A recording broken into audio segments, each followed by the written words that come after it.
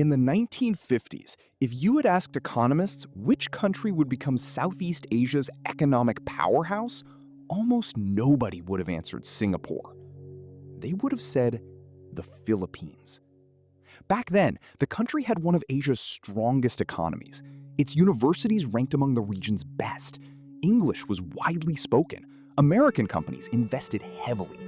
Manila was often called one of Asia's most modern cities. Even Singapore's founding prime minister, Kuan Yew, admired the Philippines.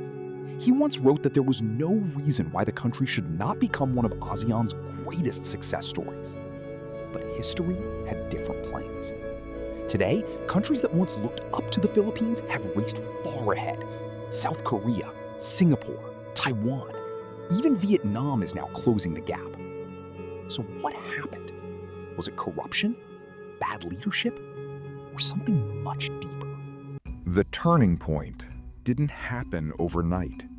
During the 1970s, President Ferdinand Marcos launched massive infrastructure projects across the country.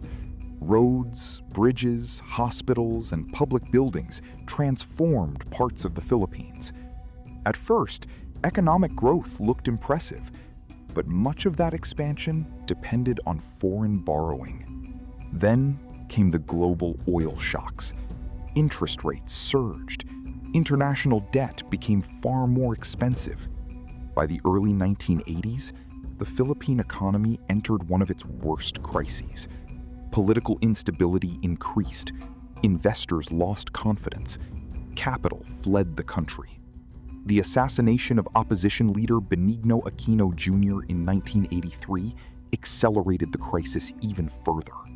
When Marcos left power in 1986, the Philippines wasn't simply changing presidents. It was trying to rebuild an economy that had already lost valuable years, while the rest of Asia kept moving forward. Kuan Yew believed the Philippines still had enormous potential, but he argued that potential alone was never enough. Throughout the 1990s, he repeatedly warned that corruption, weak institutions, and political gridlock were preventing long-term growth. He criticized monopolies that protected a small group of powerful business families. He argued that excessive bureaucracy discouraged investment. He believed infrastructure had fallen behind neighboring countries. And perhaps his strongest message was this: economic success depends on institutions that can consistently implement good policies.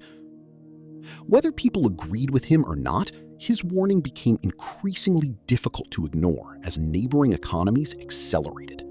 While the Philippines struggled with political transitions and recurring economic crises, the rest of Asia was changing rapidly. South Korea became a global manufacturing giant. Taiwan dominated semiconductor production. Singapore transformed itself into one of the world's leading financial and logistics hubs. Later, Vietnam emerged as a major destination for foreign manufacturers seeking lower production costs. Global supply chains shifted across Asia. Foreign investment followed countries with reliable infrastructure, efficient institutions, and predictable policies. The Philippines continued to grow, but it often grew more slowly than its neighbors. The result was not economic collapse. It was something more subtle: relative decline. Other countries simply moved faster. So, was Kuan Yew right? Partly. Corruption mattered. Infrastructure mattered. Political stability mattered. But none of these factors alone explain the Philippines story. The country's experience reminds us that economic success is rarely decided by one leader or one policy. It depends on institutions that improve consistently over decades. Today, the Philippines remains one of Southeast Asia's fastest-growing consumer markets. It has a young population, a strategic location, and significant long-term potential. The question is no longer whether the country can grow. The real question is whether it can grow faster than its competitors. Because in Asia, standing still often means falling behind. And that may be the most important lesson Lee Kuan Yew left behind.